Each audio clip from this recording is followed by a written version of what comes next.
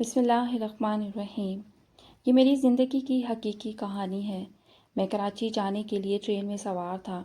ایک اسٹیشن پر ٹرین رکی تو ایک بے حد خوبصورت جوان لڑکی بالکل اکیلے میرے سامنے کی سیٹ پر بیٹھ گئی۔ رفتہ رفتہ ہماری گفتگو شروع ہوئی تو اس نے مجھے اپنی زندگی کی حیرت انگیز رودات سنائی۔ کراچی آنے پر وہ میرے ساتھ ہی ٹرین سے نیچے اتر گئی، مگر اچانک یہ دیکھ کر میرے ہوش اڑ گئے کہ یہ کہانی حقیقت پر مبنی ہے۔ کہانی میں اصلی ناموں کی جگہ فرضی نام استعمال کیے گئے ہیں۔ چلیے کہانی شروع کرتے ہیں۔ میں کراچی سے اپنی بہن کو ملنے ملتان آیا تھا اور اب واپس جانے کو ریلوے اسٹیشن پر ٹرین کا انتظار کر رہا تھا۔ میرے پاس دنیا کی ہر نعمت تھی اور میں جہاز کے ذریعے بھی سفر کر سکتا تھا، مگر پھر بھی مجھے اسی ٹرین میں سفر کرنا اچھا لگتا تھا اور اس کے پیچھے ایک لمبی کہانی تھی۔ ابھی ٹرین کو اسٹیشن پر آنے میں کچھ دیر باقی تھی۔ میں ملتان کے پلیٹ فارم پر بیٹھا انسانوں کو بھاگتے دوڑتے دیکھ رہا تھا۔ مسافر پلیٹ فارم پر جمع ہو رہے تھے۔ آج بھی ٹکٹ گھر میں لمبی قطاریں لگی ہوئی تھیں اور چند مسافر ہاتھوں میں ٹکٹ لیے خرامہ خرامہ ویٹنگ روم کی طرف چل رہے تھے، اور جو ویٹنگ روم میں بیٹھے تھے وہ ٹرین کے انتظار میں کبھی ٹکٹ کو الٹ پلٹ کر دیکھتے اور کبھی اپنے پیاروں سے باتوں میں مشغول ہو جاتے۔ میں ملتان سے کراچی واپس جانے کے لیے ایک بیگ کے ساتھ پلیٹ فارم پر موجود تھا۔ میرے بیگ میں ایک کتاب تھی جو کہ میرا کل اثاثہ زندگی تھی۔ 2 سوٹ، 2 جوڑے موزے، بنیان، کھانے کے لیے نمکو اور بھنی ہوئی مونگ پھلی کے چند پیکٹ موجود تھے۔ میں ملتان سے کراچی سفر کے دوران مونگ پھلی اور نمکو ہمیشہ اپنے ساتھ رکھتا تھا۔ آپ سمجھ رہے ہوں گے کہ شاید میں ان کا شوقین ہوں۔ کسی حد تک یہ بات درست بھی ہے کہ میں شوقین بھی ہوں، لیکن اس سے بڑھ کر یہ میرے کسی خاص اپنے کی نشانی بھی ہے۔ میں آج بھی جب بھی مونگ پھلی اور نمکو کے پیکٹس دیکھتا ہوں تو میری آنکھوں کے سامنے وہی چنچل شوق سا چہرہ آ جاتا ہے۔ ہاں، وہی چہرہ کہ جس کو میں نے برسوں پہلے چاہا ہے اور آج تک چاہتا ہوں، وہ کہ جس کا مسکراتا چہرہ مجھے جینے کا راستہ دکھاتا ہے۔ آپ بھی سوچ رہے ہوں گے کہ میں کن باتوں کو لے کر بیٹھا ہوں۔ شاید کسی پوجا گھاٹ میں منتر شنتر پڑھ رہا ہوں، لیکن ایسا ہرگز نہیں۔ چلیے میں شروع سے آپ کو اپنی کہانی بتاتا ہوں۔ آپ کو سمجھ بھی آ جائے گی اور میرا سفر بھی اچھا کٹ جائے گا۔ کچھ باتیں اور ماضی کی کچھ یادیں زندگی کو حسین بنا دیتی ہیں۔ ہم 2 بہن بھائی تھے اور میرے والد کا انتقال ہو چکا تھا۔ تعلیم حاصل کرنے کے بعد میں نے ملازمت کے لیے ہاتھ پاؤں مارنے شروع کیے، مگر اپنے شہر میں مجھے کہیں ملازمت نہ ملی، لہٰذا روزگار کمانے کی خاطر میں نے کراچی جانے کا ارادہ کیا۔ آج سے کئی سال پہلے، وہ بھی سردیوں کی ایک حسین صبح تھی۔ جس انسان کو دیکھو تن کو 4 کپڑوں سے ڈھانپے ادھر ادھر بھاگ رہا تھا، جرسیاں، دستانے اور کوٹ، سر پر اونی ٹوپی اور جانے کیا کا۔ مجھے چونکہ زیادہ سردی نہیں لگتی تھی، اس لیے میں سوچتا تھا کہ نہ جانے لوگ سردی سے کیوں گھبراتے ہیں۔ مجھے تو سردیاں بہت پسند ہیں۔ زندگی میں بس سردیوں کی لمبی راتیں ہوں، لحاف ہو، مونگ پھلی، چلغوزے، اخروٹ ہوں اور فرش پر پڑی انگیٹھی میں انگارے دہک رہے ہوں اور ساتھ انسان کی محبت ہو، تو زندگی جینے کا مزہ ہی الگ ہوتا ہے۔ شاید کہ سردیاں محبت کرنے والوں کے لیے عید کا سماں پیدا کرتی ہیں۔ 2 محبت کرنے والے ایک دوسرے کے ساتھ جینے مرنے کے عہد و پیمان کے محل تعمیر کرتے ہیں اور کسی کو کانوں کان خبر بھی نہیں ہونے دیتے۔ ہر انسان زندگی میں کسی نہ کسی کو چاہتا ہے اور میں بھی کسی کو چاہتا تھا، بلکہ آج بھی چاہتا ہوں۔ آج بھی روز اپنے دل میں بسے ساتھی سے خوب باتیں کرتا ہوں۔ ہاں، میرا ایک ایسا ساتھی کہ جس کی دوستی میں سکون و راحت ہے۔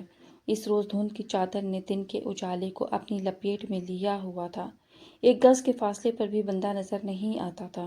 سورج کب کا منہ خواب سے نکل کر دھند کو بھگانے میں لگا ہوا تھا۔ میں ملتان کے پلیٹ فارم پر ٹرین کے انتظار میں بیٹھا ہوا تھا۔ اللہ اللہ کر کے آدھے گھنٹے کے کربناک انتظار کے بعد ٹرین نے پلیٹ فارم سے تھوڑی دور سے وسل دی تو میری جان میں جان آئی۔ ان دنوں کی بات ہے جب میں اسی ٹرین سے کراچی ذریعہ معاش کے سلسلے میں جا رہا تھا۔ میں نے اپنے دوستوں سے سن رکھا تھا کہ کراچی میں بہت کام مل جاتا ہے۔ پورے پاکستان سے مزدور ادھر کا رخ کرتے ہیں اور کمانے کے ساتھ ساتھ یہاں کے نظارے بھی کرتے ہیں۔ اسی لیے کراچی کو روشنیوں کا شہر کہا گیا ہے۔ سمندر کنارے یہ شہر اپنی خوبصورتی سے ہر آنے والے کو متاثر کرتا ہے غرض یوں کہنا چاہیے کہ یہ شہر پاکستانیوں کے لیے دبئی کا درجہ رکھتا ہے۔ خیر میں بھی کمانے کی غرض سے کراچی کا ٹکٹ ہاتھ میں تھامے سردی کی شدت کو انجوائے کر رہا تھا اور ساتھ ساتھ مونگ پھلی کے مزے سے لطف اندوز ہو رہا تھا۔ ٹرین آئی تو میں نے اپنا بیگ اٹھایا اور مطلوبہ ڈبے میں سوار ہو گیا۔ ڈبے میں چند مسافر تھے جو اپنی اپنی سیٹ پر پڑے شاید اونگ رہے تھے۔ میں نے اپنا بیگ سامنے والی سیٹ پر رکھا جو کہ خالی تھی اور خود ساتھ والی سیٹ پر بیٹھ گیا۔ خوش قسمتی سے وہاں پہلے کوئی مسافر نہیں تھا۔ میں نے اپنے لیے برتھ بھی لی ہوئی تھی۔ 10 منٹ رکنے کے بعد ٹرین نے سفر کا اعلان کرتے ہوئے وسل دی۔ ملتان کے پلیٹ فارم سے کافی مسافر سوار ہوئے تھے۔ تمام ڈبے آہستہ آہستہ مسافروں سے بھر گئے، لیکن میرے سامنے والی سیٹ پر کوئی مسافر نہ آیا۔ جب ٹرین چلی تو میں پرسکون ہو گیا اور کھڑکی کے ساتھ لگ کر باہر کا نظارہ کرنے لگا۔ تھوڑی دیر گزری ہوگی کہ ٹرین کی رفتار آہستہ ہونے لگی۔ میری نظریں باہر گھومتی پھر رہی تھیں۔ میں کھیت کھلیان اور سبزہ غرض اللہ کی کاریگری دیکھ کر لطف اندوز ہو رہا تھا، اور پھر آہستہ آہستہ ٹرین رک گئی۔ یہ شوجہ آباد کا اسٹیشن تھا۔ ٹرین یہاں بمشکل 5 منٹ ہی رکی ہوگی۔ وہاں سے چند مسافر سوار ہوئے، کچھ اتر گئے اور ٹرین نے پھر سے رینگنا شروع کر دیا اور پھر لمحوں میں ہی اپنی پہلی رفتار میں آ گئی۔ کھیت کھلیان، درخت، کوٹھیاں، سڑکیں پیچھے چھوڑتی ٹرین اپنی منزل کی طرف دوڑی جا رہی تھی، اور میں ان نظاروں کو دیکھنے کے ساتھ ان باتوں میں کہیں گم تھا کہ وہاں جا کر کیسے ملازمت حاصل کروں گا، آخر مجھے کتنا وقت لگے گا، وغیرہ وغیرہ۔ تبھی میری سماعتوں سے کسی لڑکی کی آواز ٹکرائی، ایکسکیوز می۔ میں قدرتی حسین نظاروں کی دنیا سے باہر آیا اور میری نظریں مخاطب کرنے والی کی آواز کی طرف اٹھ گئیں۔ دیکھا تو سامنے ایک خوبصورت چنچل سی لڑکی جس کی عمر کچھ 24-25 سال ہوگی، کھڑی میری جانب دیکھ رہی تھی۔ وہ لڑکی بے حد حسین تھی۔ اب میری نظریں اس حسین مکھڑے کا طواف کر رہی تھیں۔ گورا چٹا رنگ، سنہری سے بال، سڈول جسامت، دلکش آنکھیں دیکھ کر میں بنانے والے کے اندر ہی اندر گنگنانے لگا۔ اس لڑکی نے دوبارہ مجھے مخاطب کیا، ایکسکیوز می۔ میں نے کہا، جی کہیے۔ پھر اس نے جس سیٹ پر میں نے بیگ رکھا ہوا تھا اس طرف اشارہ کرتے ہوئے کہا، کیا میں یہاں بیٹھ سکتی ہوں؟ میں نے اس سیٹ کی جانب دیکھتے ہوئے کہا، جی جی۔ میں نے یہ کہتے ہی اس سیٹ سے اپنا بیگ اٹھا لیا۔ پھر وہ وہاں آ کر بیٹھ گئی۔ کچھ دیر خاموشی رہی۔ وہ بھی کھڑکی سے باہر کی جانب دیکھ رہی تھی۔ کاہے بقائے اس نے 1-2 بار میری جانب بھی دیکھا۔ سچ کہوں تو میں تو اس کے حسن میں کھو کر رہ گیا تھا، لہٰذا میں نے گفتگو کا آغاز کرنا چاہا اور کہا، کیا یہ سیٹ آپ کی ہے؟ وہ کہنے لگی، نہیں، لیٹ ہونے کی وجہ سے میں اپنے ڈبے میں سوار نہیں ہو سکی اور بمشکل گرتے پڑتے اس ڈبے میں سوار ہو گئی ہوں۔ ٹکٹ آفیسر سے بات کی تو انہوں نے مجھے فی الحال یہاں بیٹھ جانے کو کہا۔ جب اگلے اسٹیشن پر ٹرین رکے گی تو میں اپنے متعلقہ ڈبے میں چلی جاؤں گی۔ تب تک میں تھوڑی دیر یہیں بیٹھوں گی۔ وہ لڑکی بے باکی سے منہو گفتگو تھی۔ اس کے چہرے پر کسی گھبراہٹ یا پریشانی کے کوئی آثار موجود نہ تھے۔ میں نے کہا، ٹھیک ہے۔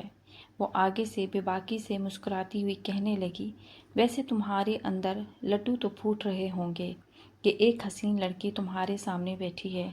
وہ اس قدر بے باکی سے بول رہی تھی کہ میں تو حیران رہ گیا۔ ایک تو وہ جوان اکیلی لڑکی سفر کر رہی تھی اور اوپر سے اس قدر نڈر اور بے باک۔ میں اس کی بہادری اور بے باکی پر حیران تھا۔ البتہ مجھے اس کا یہ انداز بھلا لگا۔ وہ مجھے زندگی کو خوب جینے والی لڑکی لگی۔ اس کے چہرے پر ہر دم مسکراہٹ تھی اور میں اس کی مسکراہٹ پر قربان ہوا جا رہا تھا۔ حیران تھا کہ دنیا میں جیسے دیکھو پریشانیوں، دکھوں کا پرچار کر رہا ہوتا ہے۔ مجھے یہ نہیں ملا، مجھے وہ نہیں ملا۔ اللہ تعالیٰ نے ان گنت دکھوں میں مبتلا کر دیا۔ اولاد نافرمان ہو گئی ہے یا اپنے پرائے ہو گئے ہیں، کسی کا غریبی کا رونا، کسی کو دولت کی ہوس، نہ جانے کیا کیا کفر، یہ باتیں روز سننے کو ملتی تھیں۔ اب اس حسینہ کو دیکھ کر میں سوچ رہا تھا کہ اکیلے سفر کرنے اور ایک انجان مرد کے سامنے بیٹھ کر بھی وہ کس قدر با اعتماد تھی۔ وہ تو کسی اور دنیا کی مخلوق لگتی تھی کہ جس کے چہرے پہ غم کی پرچھائی تک نہ تھی۔ کوئی دکھ ہے نہ کوئی غم۔ سوچ رہا تھا جانے یہ کس گلشن کی مکین ہے۔ اب وہ اپنے بیگ سے ایک کتاب نکال کر اس میں گم ہو گئی۔ میں اب بھی نظریں چرا کر اسے دیکھ رہا تھا۔ تھوڑی دیر بعد اس نے کتاب بند کی تو میں نے پھر سے باتوں کا سلسلہ شروع کرنا چاہا۔ میں اس وقت چونکہ مونگ پھلی کھا رہا تھا لہٰذا کہا، مونگ پھلی کھائیں گی؟ میں نے لبوں پر مصنوعی مسکراہٹ سجائے اسے کہا، اور مونگ پھلی کا پیکٹ اس کی طرف بڑھا دیا۔ وہ بھی کوئی شرمانے یا جھجک محسوس کرنے والی لڑکی نہیں تھی۔ اس نے بھی انکار نہ کیا اور پورے کا پورا پیکٹ ہی مجھ سے لے لیا۔ میں نے بیگ سے دوسرا پیکٹ نکالا اور پھر باتوں کا طویل سلسلہ چل نکلا۔ میں نے شائستہ گفتگو کی خاطر خالص اردو کا استعمال کرتے ہوئے کہا، آپ کی منزل کہاں ہے؟ میری منزل؟ اس نے جواباً سوال کیا۔ پھر مسکراتے ہوئے کہنے لگی، میں تو دنیا میں بس سیر و تفریح کرنے آئی ہوں، میری اصل منزل تو اور ہے۔ اس کا یہ فلسفانہ جواب مجھے اچھا لگا۔ میں نے کہا، میرے پوچھنے کا مطلب یہ ہے کہ آپ ابھی کہاں جا رہی ہیں؟ اس نے مونگ پھلی چباتے ہوئے جواب دیا، کراچی۔ میں نے جواب دیتے ہوئے کہا، پھر تو محفل خوب رہے گی۔ اس نے آگے سے دھیمے سے زیر لب کہا، آپ کی خوش فہمی۔ پھر کہنے لگی، ویسے آپ کہاں کے لیے منحوس سفر ہیں؟ میں نے کہا، میں بھی کراچی جا رہا ہوں۔ وہ آگے سے کہنے لگی، گڈ، ویری گڈ۔ کیا وہاں کوئی جاب کرتے ہیں؟ میں نے کہا، نہیں، جاب کی تلاش میں ہی سرگرداں ہوں اور اسی سلسلے میں کراچی جا رہا ہوں۔ سنا ہے وہاں بہت کام مل جاتا ہے۔ میں نے تفصیلاً جواب دیا۔ اوہو، اس نے ٹھنڈی آہ بھری، اور آپ کراچی؟ جیسے میں نے اس کے کراچی جانے کی وضاحت مانگی۔ وہ کہنے لگی، میرا مستقل ٹھکانہ کراچی ہی ہے، میں کراچی ہی کی رہنے والی ہوں، یہاں شجاع آباد میں اپنی خالہ کے پاس رہنے آئی تھی۔ ایک ہی خالہ ہے میری، بیچاری بیمار رہتی ہیں۔ میں نے تو کئی بار ان سے کہا ہے کہ میرے ساتھ کراچی چلو، میں وہاں آپ کا اچھے سے علاج کرواؤں گی، مگر وہ مانتی ہی نہیں ہیں۔ پھر کچھ سوچتے ہوئے کہنے لگی، کبھی کبھی رشتوں کو بھی اہمیت دینی چاہیے، ساری عمر بزنس کی گردان اچھی نہیں ہوتی۔ اب کی بار اس نے ٹرین کی چھت کی طرف گھورتے ہوئے جواب دیا تھا۔ پھر کہنے لگی، میں کاروباری مخلوق ہوں، اپنے والد کا بزنس میں ہی اب سنبھالے ہوئے ہوں، 17 سال کی تھی جب سے لگی ہوں، اب مجھے اس میں سر کھپاتے کھپاتے عرصہ ہو گیا ہے۔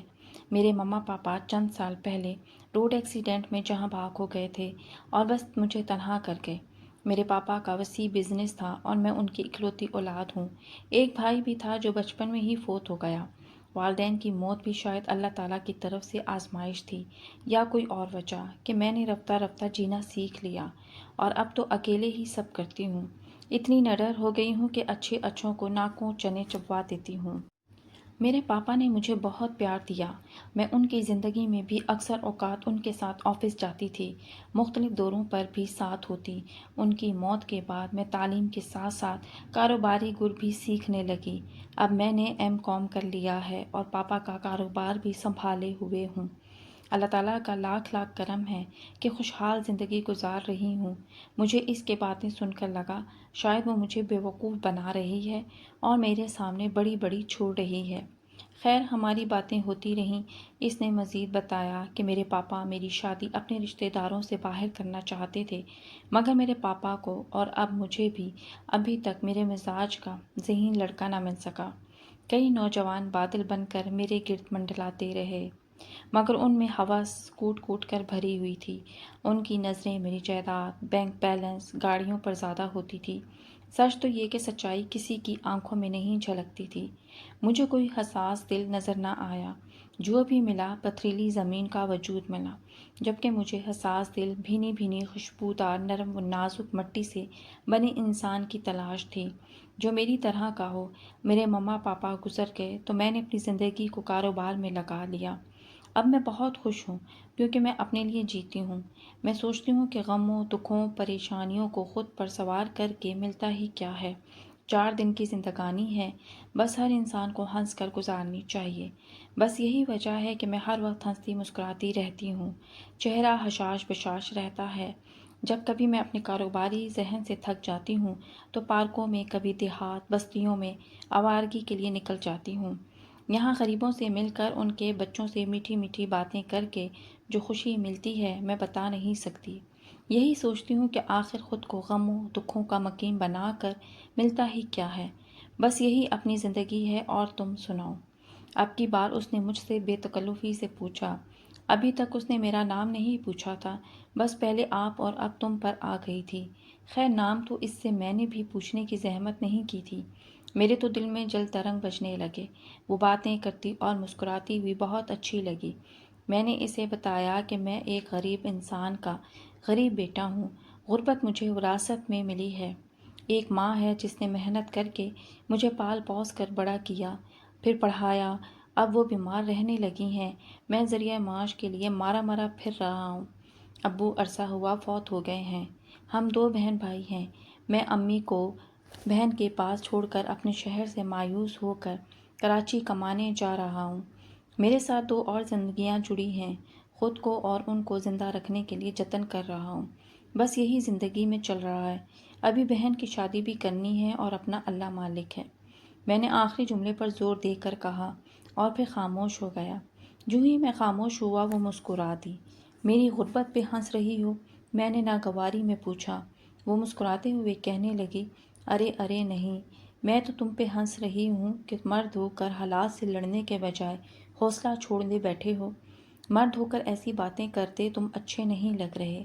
مایوسی تمہارے انگ انگ سے ٹپک رہی ہے۔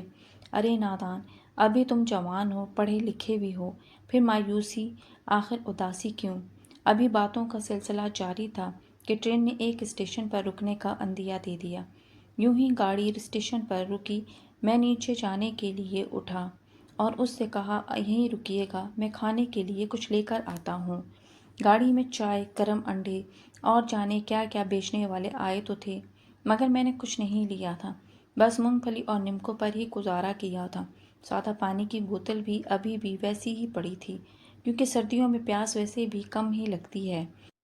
میں باہر آنے کو بڑھا تو اس نے مجھے جانے سے روک دیا، پھر کہنے لگی، میں جاتی ہوں۔ پتہ ہے کیا، آج کل لڑکیوں کی زیادہ چلتی ہے، اور پھر میں خوبصورت و حسین بھی ہوں، دیکھنا مجھے تو رش میں بھی پہلے سب مل جائے گا۔ اس نے کن اکھیوں سے مجھے دیکھا اور پھر مسکرانے لگی۔ میں سوچ رہا تھا، بڑی منہ پھٹ لڑکی ہے، شاید مجھے بھی بات لگا گئی ہے۔ وہ نیچے اتر گئی اور پھر اس نے وہی کر بھی دکھایا۔ وہ باہر کھڑی تھی اور میں کھڑکی سے باہر کا نظارہ دیکھنے لگا۔ وہ جہاں بھی کچھ لینے کو گئی، بھیڑ میں سب سے نمایاں لگ رہی تھی۔ یوں لگ رہا تھا جیسے سب ہی اسی کے ایک اشارے کے منتظر تھے۔ چیزیں بیچنے والے اس کے ارد گرد آوازیں لگا رہے تھے کہ جیسے وہ کوئی اور ہی مخلوق ہو۔ وہ وہاں بھی مسکرا رہی تھی۔ میں اندر بیٹھا یہ سین دیکھ رہا تھا اور مردوں کی عقل کو داد بھی دے رہا تھا۔ اپنی عورتوں کے حقوق پورے نہیں کر پاتے اور غیر محرم عورتوں لڑکیوں کے گرد کس طرح منڈلاتے پھرتے ہیں۔ غیرت مندوں کی یہاں غیرت مر جاتی ہے اور شیطانیت کا لبادہ اوڑھ لیتے ہیں۔ تھوڑی ہی دیر میں جانے وہ کیا کچھ لے کر واپس سیٹ پر آ گئی۔ اس کے ہاتھ میں بھنی ہوئی مونگ پھلی کے پیکٹس بھی تھے اور میں حیران ہوا۔ میری نظریں بھنی ہوئی مونگ پھلی کے پیکٹوں پر ٹک گئیں۔ میں نے کہا، اتنے پیکٹس؟ وہ مسکراتے ہوئے کہنے لگی، ہاں مجھے پتہ ہے کہ تم مونگ پھلی کے شوقین ہو اور راستے میں باتوں کے دوران نہ جانے کتنے پیکٹس ہڑپ کر گئے ہو۔ یہ رکھ لو میری طرف سے، تمہارے کام آئیں گے۔ میں نے کچھ شرمندہ ہوتے ہوئے کہا، کیا آپ نے میری غربت کا مذاق اڑایا ہے؟ میں نہیں لوں گا۔ اس نے میری ناراضگی کو بھانپتے ہوئے کہا، تم بھی کتنے پاگل ہو۔ ارے میں تمہاری غربت کا مذاق نہیں اڑا رہی، اور میں کیوں اڑاؤں گی؟ میں تو بس ایک ٹرین میں ہمسائے ہونے کے ناطے لائی ہوں، اور میں نے بھی تو تم سے ایک پیکٹ لیا تھا۔ ٹرین چل پڑی لیکن ہمارا ساتھ نہیں چھوٹا تھا۔ کئی اسٹیشن آئے لیکن اس نے اپنے ڈبے میں واپس جانے کی ایک بار بھی بات تک نہیں کی۔ میں بھی تو اس کا ساتھ چاہتا تھا، پھر بھی میں نے پوچھ ہی لیا کہ کیا آپ اپنے ڈبے میں نہیں جائیں گی؟ میری بات پر وہ مسکراتے ہوئے کہنے لگی، اتنا اچھا ہم سفر ملا ہو تو کس پاگل کا دل چاہے گا کہ وہ اس کو چھوڑ دے؟ میں چونک گیا۔ میں حیران تھا کہ وہ لڑکی ہو کر بھی کتنی دلرانہ باتیں کرتی تھی۔ ایسی باتیں تو میں نے صرف مردوں کو کرتے دیکھا تھا۔ خیر میں بھی مسکرا دیا۔ کتنا خوش بخت سفر تھا اور کتنا حسین ہم سفر تھا۔ سوچ رہا تھا کہ یہ ٹرین میرے لیے کسی قیمتی ہیرے سے کم نہیں، اور ہر کسی کو ایسی ٹرین اور ہم سفر نہیں ملا کرتے۔ اتنا لمبا سفر، اور اس سے اتنی باتوں میں مجھے پتہ ہی نہ چلا کہ یہ سفر کیسے کٹ گیا۔ تھوڑی ہی دیر میں کراچی آنے والا تھا اور میرا دل بے تاب ہوئے جا رہا تھا۔ دل چاہتا تھا کہ یہ ٹرین یوں ہی چلتی رہے اور میں اس سے یوں ہی باتیں کرتا رہوں اور یہ سفر کبھی ختم نہ ہو۔ میرے دل کی بے چینی بڑھ رہی تھی کہ یہاں سے اتر کر میں اپنی منزل پر رواں ہو جاؤں گا اور وہ اپنی منزل پر، اور پھر زندگی میں شاید کبھی اس سے میری ملاقات نہیں ہوگی۔ ٹرین کراچی رک گئی۔ سبھی مسافر اترنے لگے اور میں نے بھی اپنا بیگ اٹھایا، وہ بھی اٹھ کھڑی ہوئی۔ ہم اکٹھے ہی ٹرین سے نیچے اترے اور پھر ریلوے اسٹیشن سے باہر نکلے۔ اب میں اسے خدا حافظ کہہ کر اپنی منزل پر رواں ہونے والا تھا، مگر میرے دل کی کیفیت ایسی تھی کہ جیسے میں کوئی بہت قیمتی شے کھونے جا رہا ہوں۔ بالآخر میں نے کہا، ٹھیک ہے، میں چلتا ہوں۔ زندگی رہی اور اللہ نے چاہا تو پھر کبھی کسی موڑ پر ملاقات کا سبب پیدا ہو ہی جائے گا۔ وہ کہنے لگی، کہاں جاتے ہو، بھگوڑے؟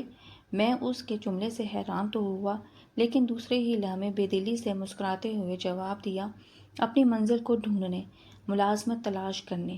وہ کہنے لگی، ارے پاگل، منزل خود چل کر تمہارے پاس آئی ہے اور تم منزل ڈھونڈنے نکل پڑے؟ بے وقوف، منزل تو تمہارے سامنے کھڑی ہے۔ راستے پر اس نے مجھے ایسے کئی القاب سے نوازا تھا۔ وہ کہنے لگی، تمہیں کہیں اور ملازمت تلاش کرنے کی ضرورت نہیں ہے، میں تمہیں ملازمت دلوا دوں گی۔ تم اچھے ہو، پڑھے لکھے بھی ہو، اور تمہاری باتوں سے میں نے اندازہ لگا لیا ہے کہ شریف بھی ہو۔ مجھے اپنے بزنس کے لیے تم جیسے لڑکے ہی کی ضرورت ہے۔ اس کے ساتھ ہی اس نے اپنے ڈرائیور کو فون کیا۔ چند منٹوں میں ہی ایک گاڑی اسٹیشن پر پہنچ گئی، جیسے گاڑی اس کے انتظار میں پہلے سے ہی اسٹیشن پر موجود ہو۔ شاندار چمکتی گاڑی۔ یہاں آ کر مجھے اندازہ ہوا کہ اس نے جو کچھ کہا تھا وہ سب بالکل سچ تھا۔ جو کہ ٹرین میں مجھے ایک لمحے کو لگا تھا شاید وہ میرے سامنے بڑی بڑی چھوڑ رہی ہے۔ میں نے 6 ماہ اس کی فیکٹری میں کام کیا اور اس کے بعد ایک روز وہ خود میرے پاس آئی اور مجھے شادی کے لیے پیغام دیا۔ پہلے تو مجھے لگا کہ وہ مذاق کر رہی ہے، مگر پھر اس نے مجھے یقین دلایا کہ وہ سچ کہہ رہی ہے۔ اسے میں پہلی ملاقات میں ہی پسند آ گیا تھا۔ وہ کہنے لگی، ارے کیا میں بے وقوف تھی جو اتنے لمبے سفر میں تم سے محو گفتگو رہی تھی؟ میں نے پہلی نظر میں ہی تمہیں اپنا ہم سفر مان لیا تھا۔ میں حیرت زدہ کھڑا تھا، کیونکہ میں تو اس کے ڈرائیور کے مقابل بھی نہیں تھا، لیکن اس نے مجھے پلکوں پہ بٹھا لیا۔ کہتے ہیں نا کہ عورت کو کوئی نہیں پہچان سکا۔ اس کے کئی روپ ہیں اور ہر روپ ہی نرالا ہے۔ وہ مجھ سے کہنے لگی، اب تمہیں کہیں بھی کسی اور جگہ جاب ڈھونڈنے کی ضرورت نہیں ہے۔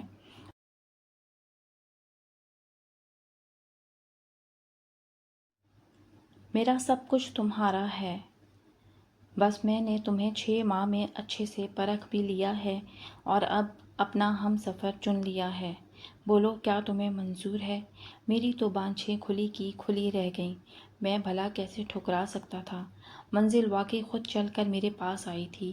میں اس حسین منزل کو کھونا نہیں چاہتا تھا۔ اس نے جو کہا تھا اسے پورا کر دکھایا اور 3 ماہ بعد مجھ سے شادی کر لی۔ یوں ہم میاں بیوی کے خوبصورت بندھن میں بندھ گئے۔ میں تو اپنی قسمت پر حیران تھا کہ یہ سب ہو کیسے گیا تھا۔ ہماری زندگی ہنسی خوشی سے بسر ہونے لگی۔ اس نے مجھ کم حیثیت شخص کو پلکوں پر بٹھا کر رکھا اور ایک اچھی بیوی بن کر دکھایا۔ اللہ تعالیٰ نے ہمیں پہلے ایک بیٹا اور پھر رضا کی صورت میں رحمت عطا کر دی۔ میں اب مستقل کراچی کا ہو کر رہ گیا۔ بہن کی شادی ملتان میں ہی رشتہ داروں میں کر دی تھی اور امی کو میں اپنے پاس لے آیا تھا۔ میری شادی کے تیسرے سال ایک روز امی بھی ہمیں چھوڑ کر حقیقی دنیا چلی گئیں۔ غم کی ان گھڑیوں میں میری ہم سفر نے میرا بہت ساتھ دیا۔ شاید اس کا سہارا نہ ہوتا تو میں کمزور پڑ گیا ہوتا، لیکن شاید ابھی قدرت خداوندی کو کچھ اور ہی منظور تھا۔ میری بہن اپنے گھر میں خوش باش زندگی جی رہی ہے، لیکن میری چنچل سی ہم سفر آج میرے ساتھ نہیں ہے۔ میری منزل کہیں کھو سی گئی ہے۔ ہوا یوں کہ شادی کے 5 سال بعد ہمارے یہاں تیسرے بچے کی ولادت کے وقت کچھ پیچیدگیوں کے باعث وہ مجھے چھوڑ کر خالق حقیقی کے پاس چلی گئی۔ آج میرے پاس اس کی یادیں، اس کی باتیں اور اس کی پیاری پیاری نشانیاں ہیں۔ اس کا کاروبار بھی میں نے ہی سنبھال رکھا ہے۔ ردا اب 10ویں میں پڑھ رہی ہے اور بیٹا FSc کرنے کے بعد اعلیٰ تعلیم کے لیے انگلینڈ چلا گیا ہے۔ آج بھی میں اپنی بہن سے مل کر واپس کراچی جا رہا تھا کہ وہی اسٹیشن آ گیا کہ جہاں سے میری ہم سفر پہلی بار مجھے ملی تھی۔ ٹرین بھی وہی ہے، البتہ سیٹ اور ڈبہ اور ہے۔ کھڑکی بھی اسی سائڈ والی ہے اور پٹری بھی وہی ہے۔ ویسی ہی ٹرین کی چھک چھک سنائی دے رہی ہے، لیکن نہیں ہے تو میری ہم سفر، میری منزل، میری شریک حیات نہیں ہے، جس نے میری زندگی بنا دی، مجھے کوڑے کے ڈھیر سے اٹھا کر محل کا مکین بنا دیا تھا۔ آج میرے پاس سب کچھ ہے، لیکن میں آج بھی اسی ٹرین سے ملتان سے کراچی سفر کرتا ہوں۔ آج بھی اپنا وہی حلیہ برقرار رکھے ہوئے ہوں۔ ویسے ہی کپڑے، بیگ، موزے، وہی مونگ پھلی کے خالی پیکٹس اور اس کی کتاب میرے پاس موجود ہے۔ وہ کتاب میں نے آج تک سنبھال کر رکھی ہوئی ہے، جس سے مجھے اس کی خوشبو آتی ہے اور میں اس کی مہک سے سرشار رہتا ہوں۔ میں سال میں ایک بار کراچی سے ملتان اور ملتان سے کراچی سفر ضرور کرتا ہوں۔ وہی ٹرین ہوتی ہے جس میں میری نیک صفت بیوی ملی تھی۔ اس امید پر اسی ٹرین میں اسی حلیے میں سفر کرتا ہوں کہ کہیں میری منزل مجھے مل جائے گی، مجھے میری شریک حیات مل جائے گی۔ لیکن میں بھی کتنا پاگل ہوں، وہ تو وہاں جا بسی ہے جہاں سے واپس کوئی نہیں آیا۔ وہاں ہم دنیا میں رہنے والے لوگ جا سکتے ہیں نیک اعمال کر کے۔ میں بھی وہاں جا سکتا ہوں، لیکن مجھے نیک بننا پڑے گا، نیک اعمال کرنے ہوں گے، تبھی میں وہاں جا کر اپنی منزل سے مل سکتا ہوں۔ دعا کیجیے گا کہ یہ ملن جلد از جلد ہو۔ لیکن ایک سوچ میرے ذہن میں سوار رہتی ہے کہ کیا یہی ٹرین وہاں بھی ملے گی؟ اللہ تعالیٰ آپ کی ہر نیک جائز خواہش کو پورا فرمائے۔ اللہ تعالیٰ آپ کی ہر پریشانیوں کو دور فرمائے، آمین۔ ویڈیو اچھی لگی ہو تو ویڈیو کو لائک کریں، شیئر کریں۔ مزید اچھی دلچسپ سچی کہانیوں کے لیے چینل کو سبسکرائب کریں۔ شکریہ۔ اللہ حافظ۔